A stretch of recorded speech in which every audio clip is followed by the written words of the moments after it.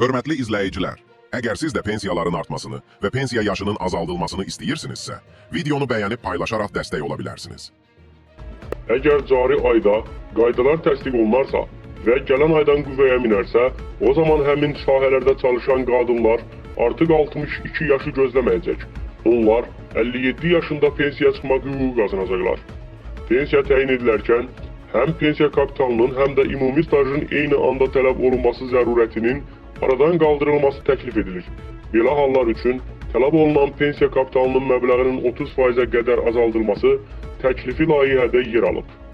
Elnur Abbasov, Əmək və Əhalinin Sosial Müdafiəsi Nazirliyinin şöbə müdiri.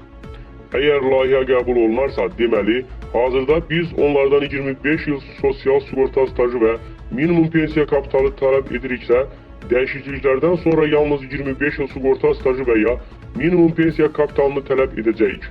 Burada bir seçim qoyulacaq. Vətəndaşa ki, 25 il sosial sığorta stajı tamamlayıbsa, artıq kapital tələbi ortadan qalxacaq.